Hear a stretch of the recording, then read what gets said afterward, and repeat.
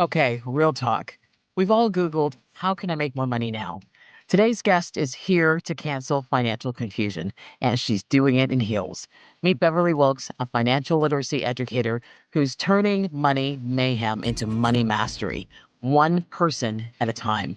With her platform Bacon and Heels, because yes, you can love stilettos and spreadsheets. Beverly is helping people everywhere get unstuck and feel good about their finances. Savings, she's got you. Removing debt, she's got you. And same with investing. No more intimidation, just action. She believes money talk should feel less like algebra and more like unlocking your next level. And guess what? You don't need a finance degree. You just need someone who speaks your language. So whether you're on a budget or Googling, how do I cut expenses for the third time this week? Lean in. This episode might just be the glow up your wallet's been waiting for. Beverly Wilkes up next. Bev, thank you so much for joining us in Different Facets of Happiness. How are you? I'm great. Thank you for having me. This is wonderful. Thank you. Thank you for agreeing to be on the show. You know, people usually don't like to talk about money, but I do. So let's start with my first question, and that's really about mindset. How important is it when it comes to achieving financial success, your mindset? It makes a tremendous difference. Think about it. If we're taught to have a scarcity mindset, save, scrimp, save, we can't afford, when you grow up, you have that mindset into your adult years. So we really need to think about how are we taught about money? Because that really reflects in the mindset as we get older. And then, of course, that affects your happiness, your relationships, your work balance, and the like. So mindset is super key. Well, what's the biggest money myth that you think people have around the world that they still believe? They think you need to be rich to get rich. That is one big myth that I hear all the time. Bev, I don't have enough money to invest. Do you have $5? Yes, you can start with $5. You don't need to have this huge pile of money saved up to start. You can start with as little as $5. And I think that's what's really empowering is because if you really look at your budget, Yeah. perhaps you could find that $5 by cutting something, maybe cutting one of those shows that you don't watch anymore, maybe cutting some subscriptions to get that $5 to move forward. As little as $5. 100%. Wow, we're gonna have to talk about that. Yes. So, Anytime. well, can you share a personal financial mistake that you have made and the lessons that you've learned from that? Because I suspect that, you know, based on your background and your experiences, people have had the same mistake. They're either too embarrassed to talk about it, or they feel because it happened, it set them back and they're afraid to start. Great question. I think my biggest one is I put too much trust in somebody else to tell me what I should buy. So years ago, when the .com was booming and things were happening, everybody jumped on board a lot of stocks. And I was being not pressured, but the guy I was working with, as he was a stockbroker, you should buy this, you should buy this. And I had my own ideas and I listened to him and I didn't buy what I really want. I bought a little bit, but not as much as I wanted. And I bought what he was telling me to push me in. That was mistake number one. That was a lesson. The second one was when it was time to sell, he said, "Oh, you should sell both and take it." And I'm like, "But it's really going up now. We should stay." Yeah, And yeah. I listened to him and then it skyrocketed. And when I called him and said, "You know something, you really encouraged me to sell," he was like, "Well, oh, now you're blaming me?" So that was my lesson. My lesson is I'm not an expert. I'm not a financial planner. I'm a financial coach. But when it came to my own money, I relied on somebody else in the early days, Yeah. and that was my lesson to never do that again. I have a point of view. I'm going to be more strong in voicing my opinion. And you should know too where every penny that you've earned is going. Yeah. Okay. 100%.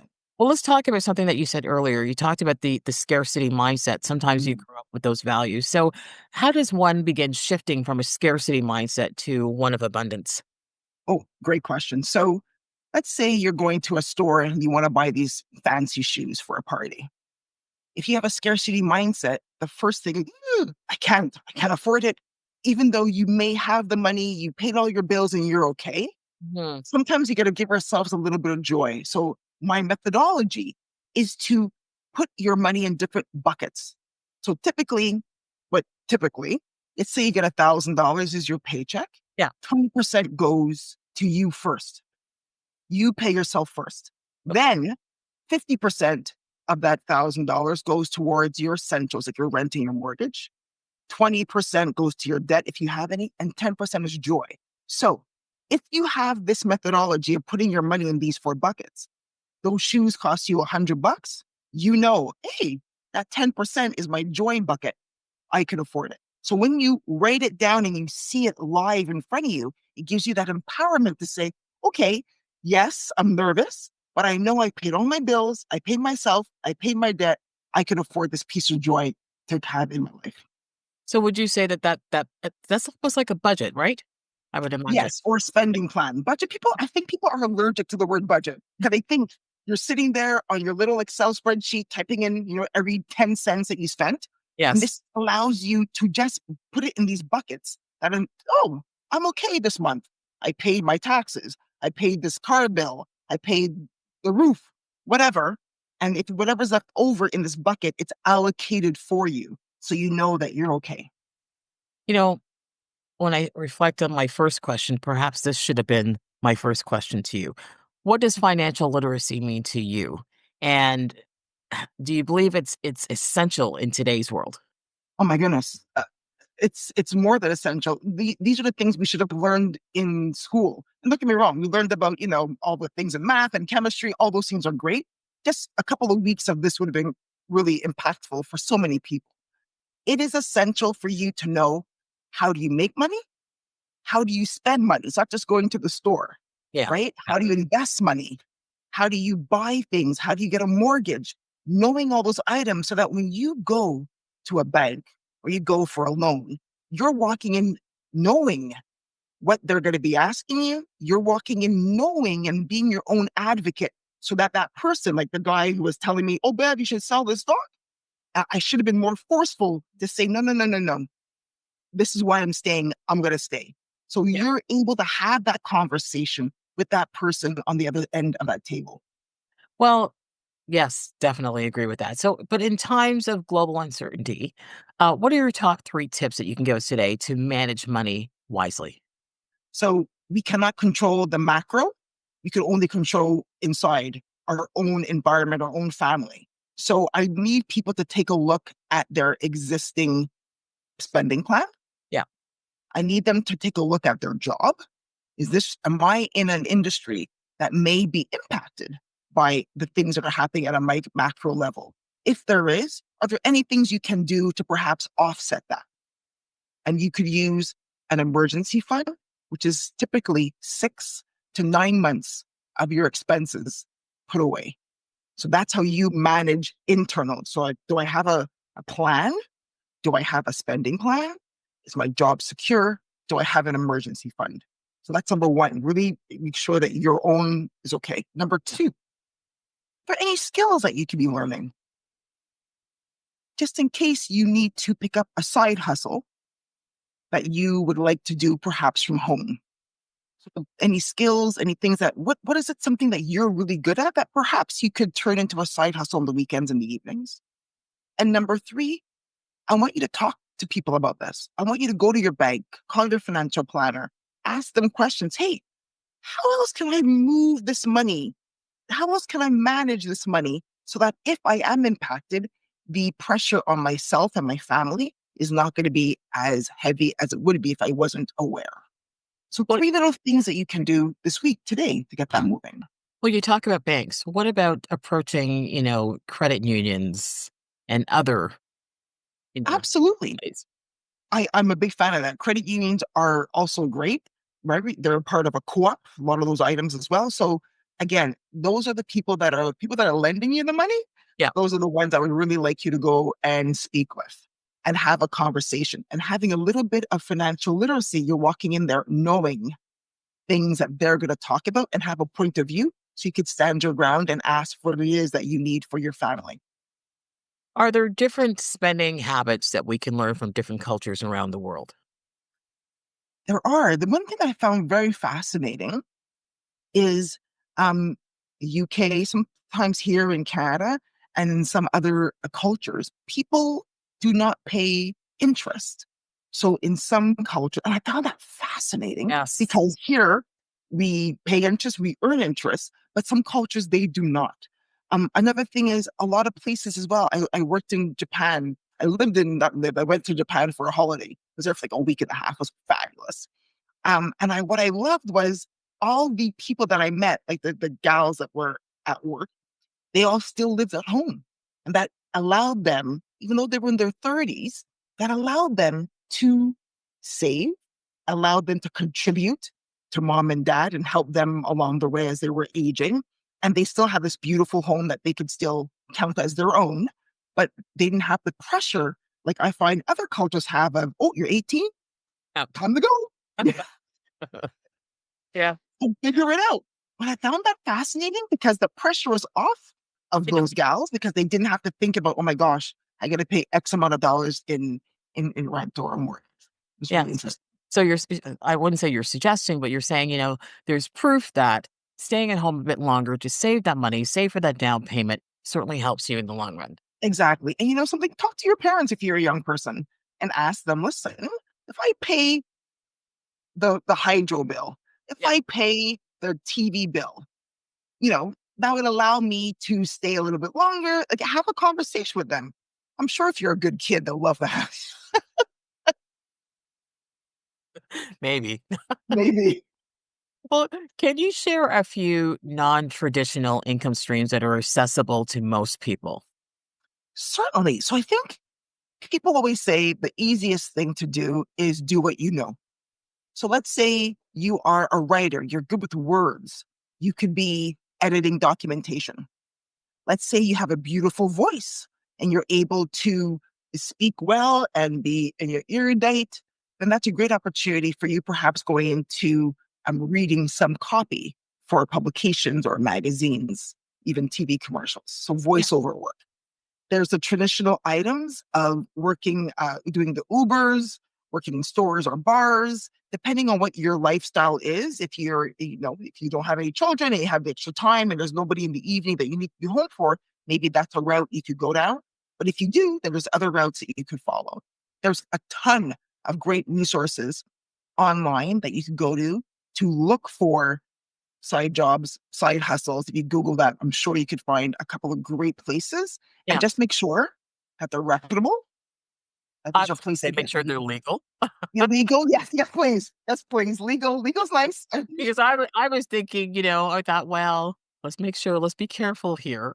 Yes, yes, yes. So there are places, and I'll say the word Fiverr. That's a great place online Yes. Yeah. that you could Freelance get work. Yeah. exactly. Yeah. So Yeah. things like that would be great. Upwork and the like. So, what's your perspective now on good debt versus bad debt, especially across the different countries?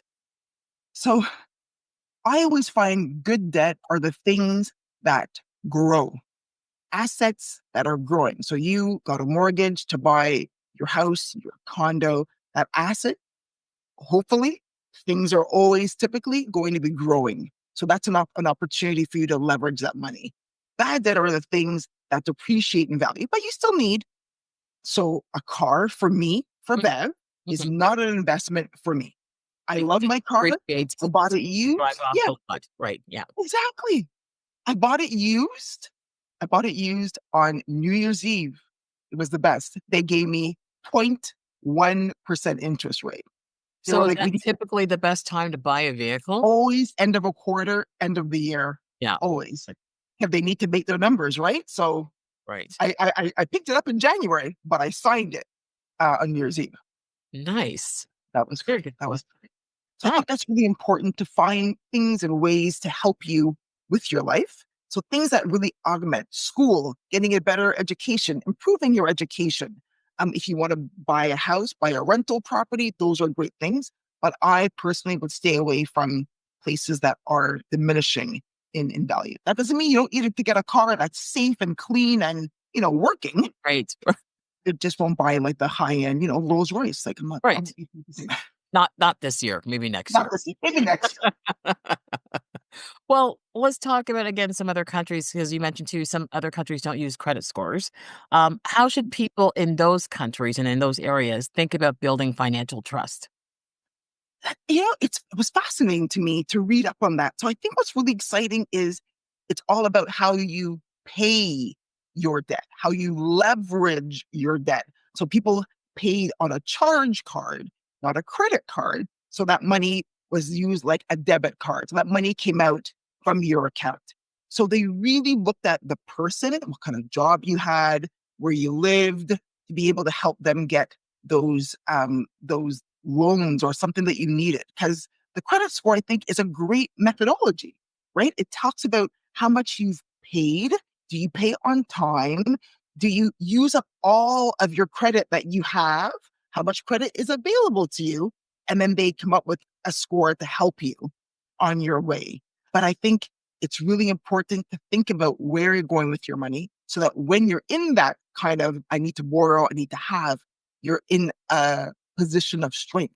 You're in a position of strength because you know how it works in a country that you live in. So, would you suggest that there is, in terms of people and how many credit cards that they have, would you suggest that they have one, or really it depends on your spending, your controls that you put in, your personal controls that you put in place to manage that? Is there a certain amount, a number that people have in terms of their credit cards? It depends on the person. So you're completely right. I always have to have two, and I'll tell you why. If the number gets taken and you're on vacation, what happens? What do you do? If you have a second one that you can rely on, I think that's really important. I'm not saying rack up both of those cards to the limit, but just having access to that cash in a Yeah. situation would be great. And I'll give you an example. I was going to Australia a few years ago for work, and I used my credit card. I was in Vegas like a week before, came home, few days, and then we're going to Australia. I'm at the airport and I buy a coffee, and the credit card didn't work. I'm at the airport. So I call the company and they're like, "Oh, did you go to this store and spend $4,000?" And I was like, "No, that wasn't me." "Okay, your card's been compromised." And I'm like, "I'm at the airport. Oh, I'm no. getting on a plane." So they could not catch me with Sydney, Melbourne, and then Hong Kong and then home. The card couldn't get to me. So I had to use the other card. I called them and upped the limit because I knew I was going to need Yeah. some more money to pay the hotels and the cabs and all that stuff. Yeah. Was it resolved? It was resolved when I came home. Absolutely. It was great. And the other card company called me. They're like, "We see some activity on your, your credit card." It's me. It's me. I promise you, it's me. So, for those new to investing, especially in countries with unstable markets, where should they begin? So when we started this beautiful conversation, you could start with as little as $5. $5. So a lot Okay, of countries, I have to interrupt you for a second. yeah, yes, Let's dive into that. Tell yes. me how you start with as little as $5. So you could open up an investment account at your bank, Yeah. and then you put in $5 into that account. You could buy something called fractional shares. So let's say you're excited about a phone company, Apple. Apple shares, I don't know what it is today. Let's say it's $200. And you put $5, you can I buy wish it was $5 worth. $200. I know. I didn't look today. I'm sure it's higher than that, but I didn't look. But let's just say in Yeah. a magical world, it's $200. You could buy a fraction share with that $5. So then you own 0.00% of that share. And then as you put in more money a month, you could buy another $5, another $10, another $20 until you get to that $200 and buy that one share. But the whole point is you're now in the market. You're now starting to invest. This is a great way for you to understand how you're feeling. Ooh, it went up today. Ooh, it went down. Ooh, what's happening? When your money is being used in the market, you're more likely to pay attention. Yeah. And if you're nervous, what a great way to start with something small instead of going in, guns blazing with a huge amount. I'm glad you said that because there are a lot of people, Bev, a lot of people that think, I don't have that money to invest. So they just ignore it. But there's that, that single parent, that dad or mom or whoever it is, trying to raise their family and they're trying to make, I know I'm going to date myself when I say ends meet, but they are Mhm. trying to make ends meet and they're looking after, everybody and everybody. But that small investment makes a difference. And that feeling that you get, and this is why I want to talk to you today. And yes, this is related to happiness. The Yeah. feeling of happiness and accomplishment that you get, makes a huge, huge difference. And you're seeing 100. it. You just have to start, like you said. You have to start. And remember, the luxury of time is compound interest. It's the eighth wonder of the world. If you invest today, and yes, the markets go up and down. I'm not saying it's always going to go up. Markets go up and down. But over time, let's say it's 20 years, 30 years, that investment you made today is most likely going to be higher than when you invested it today than it is in like 20 years or 30 years. So I want people to really understand you don't need to go big, Yes. even if it was $100 a month, Yeah. and Yeah. you just automatically put that $100 a month for 20 years, keep on going. Your future self will thank the 20-year-old, the 30-year-old, the 40-year-old because you started earlier. Yeah. Yeah. And what about people who are, I'm going to say in their 60s, I'm not, but in their 60s or even 70s, right? Where they unfortunately lost a lot of money with their investments due to circumstances. What then? Yes. How can they start? So they need to go to their bank and have a big conversation. That's a different conversation. At that time, they may have a pension, so they're getting in pension money. They may be getting old age security or pension from different governments. They need to go and really have a conversation about where they are. Because what you don't want to do is start making a ton of money on the side, and then you may get a clawback from the federal government if you start taking money up from different places. So you need to have a conversation with them to figure out what you can do. And if there are any investments, like perhaps I see many older people sitting in a house that they don't want to sell Yeah. because they're used to that community. The money, hopefully, if it's paid, is sitting in those walls. Maybe it's having those types of conversations as well. You could maybe rent an apartment in a beautiful location, with an elevator. You don't have to do all the maintenance, but the money that you saved up in that house can now help you. If you didn't buy a house, that doesn't mean you're out and about. You could still find other areas to help supplement that income so that you could live, your golden years really nicely. And I think that's what's really important as well. We work all these years like crazy. We retire. And then I don't want people to feel, oh my gosh, now what do I do? Like it's great to have that community, to meet people, to have these bigger conversations. And one of those things is managing your money as well. So you're not stressed in your golden years. You are enjoying meeting friends, hopefully, shopping, playing golf, doing what you love to do as Yeah. well. And that advice that you just gave, it's applicable to anyone around the world. Yes, 100%. Yeah. 100%. You need to go and talk to somebody who's your financial planner as well. That is the key thing. Because then they get to see the entire picture of all your assets, all your money to Yeah. help you on your way. Yeah. What's the difference between being rich and wealthy? That's a very good question. So for me, wealth for me is quiet. Rich for me is loud. I'll give you what I mean. Sometimes I'm in the city and I see people, a Gucci belt, fancy car, all the labels, and they're like downtown doing their thing. Okay, great. You have all those labels. For me, that's loud money. Wealth for me is that quiet people or the person, the family that has two apartments, condo, fully invested, retirement fund. People that are really managing their money. They're not showy. That's my own personal thing. But rich life for me, a rich life is a life that allows you to live the life you want to live. If you are working enough hours that allows you, when you have enough richness in your life and money, that allows you to stop working every day at 3 o'clock to pick up your kids from school, Yeah. that is a rich life. If your rich life is you want to work in the whatever location, whenever at home, you want to take your parents out every day for lunch, and you can, that for me is a rich life. I think wealth is where we are going in Yes. terms of I want to be able to live the life I want to live, and we're building wealth by investing and taking care of our bodies and taking care of our homes and the Yes. like. But for me, a rich life is that great ability to live the way you want to live on your terms, and you have the money to back that up for you. Yes. Limitless. Very true. Very true. Is real estate still a smart investment globally? So that's a huge question. Have you seen the price of apartments and rents lately? Right here in Canada, I am blown away. I called about 9 different friends, different places around the world, and asked them that question. What are you paying for rent? What are you paying for a mortgage? What's the rates? Yeah. California, great friend of mine is paying $5,000 a year, a year, $5,000 a month.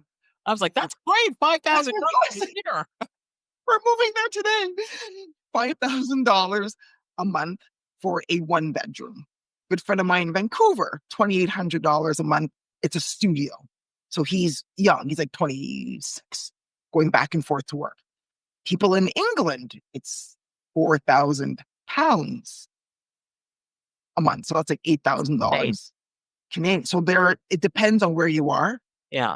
Real estate, if you got in the property ladder early, I think for me, I think it's a great thing to be on if you want to buy something and then move up. I think if you want to buy as an investment, you need to look at the location. Yes. You need to make sure that there are parameters around you to ensure that the person that is renting from you, you do the credit check. You make sure that this person could pay this rent. You make sure that they haven't gone around to 10 different other buildings for the last 10 years and doing bad things and coming to your building. So make sure that you know the laws. Make sure that you know if it's the city or the province or the country is for the landlord or the renter. So Yep. that's very important as well. Yes. Yes. I'm not going to say what I was going to say, but Okay. you're absolutely right. Doing that due diligence in Mm, terms of who you're getting in and know the country that you're living in, because it has a bearing. You're like you said, yes. or the state, right? Because Yes.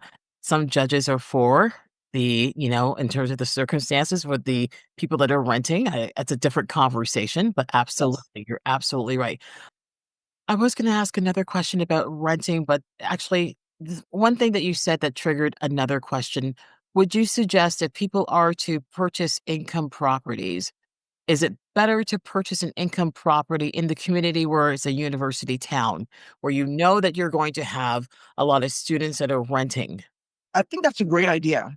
The only caveat I have is COVID. Remember COVID a few years ago? All those university towns, all those kids went home, Yes. Yes. right? They didn't stay in the city because they didn't have the full experience of being on campus, and a lot of those kids went home. So people had to be able to handle that for those couple of years by paying that mortgage. So university towns are great. I think you pick a town, a location that's one close to you that you could always pop by and take a look and make sure. I find Bev, get weary about having a property in one city and I live in a Yeah. different city, hoping that things are going to be okay over there without having perhaps a management company to help me organize that. Yes. So it's very important to pick something that has your temperament as well. Because if you're going to be getting indigestion because you need to know what's happening in this building, maybe that's not the right thing for you. Yes. Yes. Yes, yeah. That's But true. I think university towns are great. Up and coming cities, as people are moving out of big cities because it's too expensive in the big city, look and see what the next city or subdivision is going to be, and look and see what that could be. If you have a home that's perhaps a duplex, and the house is divided into two, that could be a good way to start. Or if you have a nice income property in your basement that's legal to have somebody living in there, that could be a good way to start. So if you're gonna start small, do your research, drive around, talk to people, see what's hot in your neighborhood, in your area. Take the time, because the worst thing is having a bad tenant. Well, one of the worst things is having a bad tenant and then you can't get them out. That would be a problem. And then the beautiful side is you can have a tenant for like 20 years who's wonderful and you guys are friends and you get along and everything's great. Yeah. That's the goal, but they're not always the same. That's true. Cryptocurrency. I know people have been talking about it for a while. Let's talk about that. How do you recommend people safely start exploring it? So cryptocurrency is unregulated. It's not managed by any government. It's literally an online currency. The stock markets, traditional stock markets, are open Monday to Friday, 8:30 to 4.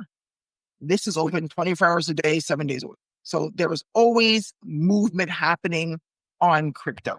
So there's Bitcoin, Ethereum, all the different types. You could buy into this through things like Binance or Kraken. You could buy into that way. And now a lot of banks are opening up ETFs, mutual funds that are have crypto inside. So then you could get a little taste of it without having to go to one of those online brokers and getting the actual cryptocurrency. So if you're new to investing, Yeah. that would be a recommendation. I know people look at it, they're like, wow, it's went up $24,000. It's Right. crazy good. I gotta hop in. I always get a little weary about that, especially I understand what it is. I don't really get it. And that's bad. That's me. So I find it hard to decide what to do there. But I have a little ETF, small amount that my toes are dangling in. Well, with so many different currencies and exchange rates around the world, how should people think about the value of their money? Oh And my goodness. especially with this political temperature or temperament that's happening right now. So I think we get the other second part of that question is inflation. So your value, your money in where you live is always going to be good as long as inflation is in check. The value of your money, meaning I want to go now and buy something, like I want to buy some oranges or want to buy something, that's how far your money is going to stretch. So what costs you something $5 today may cost you something a little bit later. So if you're asking about do we invest in different currencies at this time, that could be a great way to make your money work for you. So some last couple of weeks, the American dollar went up, the Canadian dollar went down. So people were buying the opposite currency. I think it's really thinking about, okay, how am I going to have this craziness in the market impact me and my family? Keeping cash is always a great thing in a small account, like your emergency fund, 6 to 9 months of money waiting for you. I think that's super important. I also think it's super important to not be afraid at this moment to buy a few things when it comes to if you have a little bit of extra money on the side and you see a stock or a mutual fund or an ETF that's doing well that you had your eye on, that may be the right time to jump in. But go to your bank or your financial planner and ask him or her about that. That's What really about buying gold? important. Well, my goodness, have you seen the price of gold lately? Holy smokes! Absolutely incredible. Commodities are great if that's something that you are interested in. It fluctuates, obviously, but the price of gold has gone up tremendously. And that could be, again, you don't have to go and buy a gold bar at Costco. They actually sell gold bars at Costco. Is it really? They do. They do small ones, little ones, but Yeah. they do a few ounces. It's interesting. Again, you could buy an ETF, a mutual fund that has gold inside of it, so you get the feeling and the action of buying the gold without having to get the gold bar. Because who's going to bring that home? Put that where? Where am I putting this gold bar? Nowhere. Okay, so what are some key considerations for people who earn one currency in one country but live and invest in another? Oh, well, depends. First of all, you need to be allowed to do that in Canada. We're allowed to buy items in the US. You need to make sure that you fill out the right forms when it comes to if you're making money in the US and you're living in Canada. You need to declare that income. There was a treaty between our two countries, so that if you are not an American, you're a Canadian, but you've invested, you don't have to pay the American taxes, you pay the Canadian taxes. Yeah. So you need to really make sure that you understand where you're putting your money and what the tax implications are going to be. Because inevitably, you're going to be studying and learning more about money. You're going to be happy to make some more. Now we get to talk about the tax side and how are you going to pay that tax moving forward. So a lot of people, good point. A lot of people want to create generational wealth. Let's talk about that. How do you encourage first generation wealth builders to create a legacy that lasts? I love that. You know, I read something online where this gentleman, his niece was born and he set her up for life. He's like, I'm not going to buy her a toy. She's not going to know this toy in a month. He set her up and started putting aside money for her in an account so that when she turned 18, and he's putting like $50 a month, $100 a month, when she turns 18, she'll have the money to go to school or do something else with it. So generational wealth is really that passing down of assets, wealth that is going down to the next generation. That could be a building, that could be real estate, that could be a business, right? Those are the things that accumulate and grow. Those are the things we need to start with. So if you're first generation or you're a parent wanting to hand something down to a child, think about the things that grow. Think of the things that make money, that hold wealth, like property, like Well, eh, true, but there's unfortunately marginalized communities can't do that. So, what? How do you help them, or what do you suggest them to start that journey? I like them to start by looking at where they are today. And even if you are a marginalized community, I appreciate that and how hard it is to grow. I would like that person to take a moment, give themselves a little bit of grace and tell themselves, okay, today I am going to start. It's the 15th of April. I'm going to look and see, where do I stand today? What do I own? What do I own? What do I owe?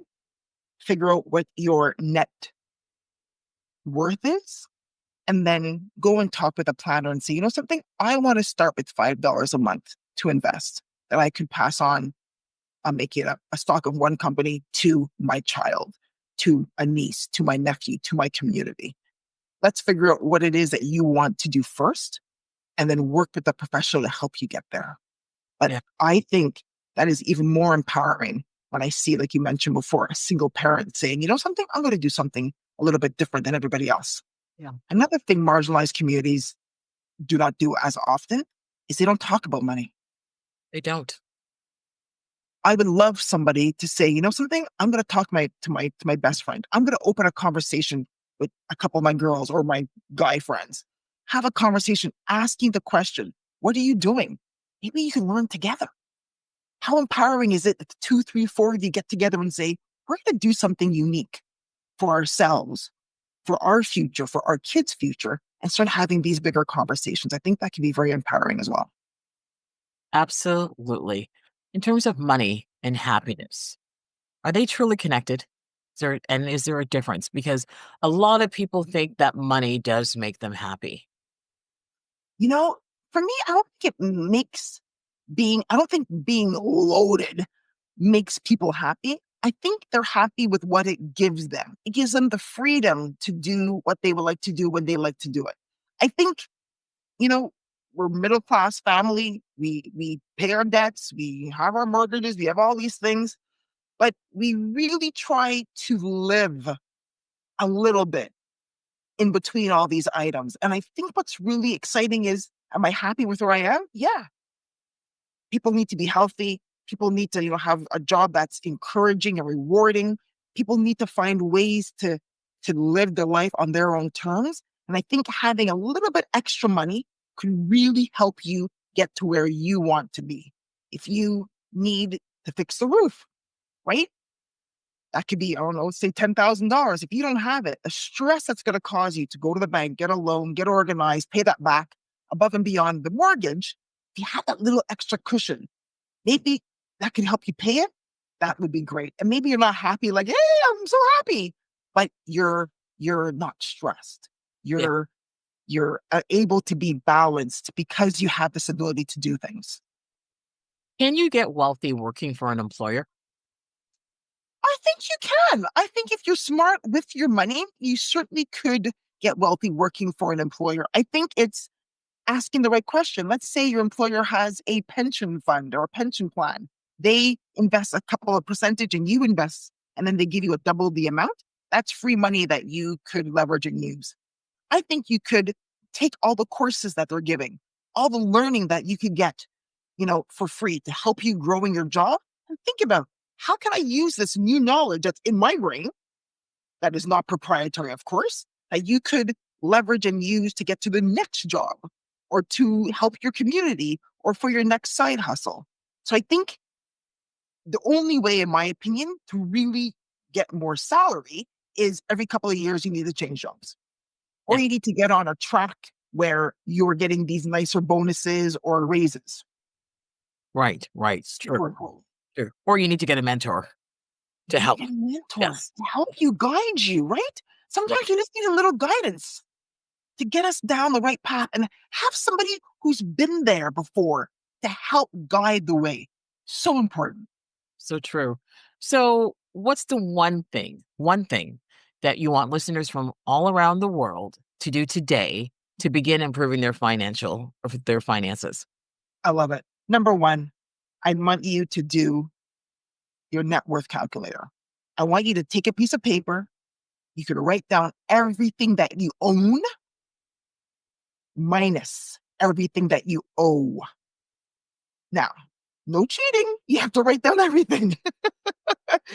That is where you start. And then once you do that and you know, okay, I'm either not doing too good, I'm okay, or I'm doing great. I want you to go. If you're not already investing, I want you today to pick up the phone, go online, call your bank and start there. Start there. So, I need to do better. so for those who believe that they own their home but they're paying the mortgage, you're suggesting subtracting the mortgage, or is that yeah, okay. You subtract the mortgage. Yes, yes, yes. Yes. Okay. Yes. And then once it's owned and you own it, then you have that value.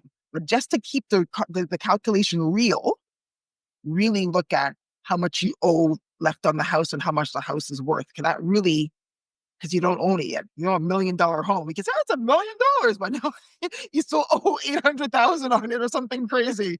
So you need to be sure that you are leveraging and you're putting in the right numbers to be Right. sure that you're okay. What's a personal money affirmation or mantra that works for you, Bev? I just always say, you know something?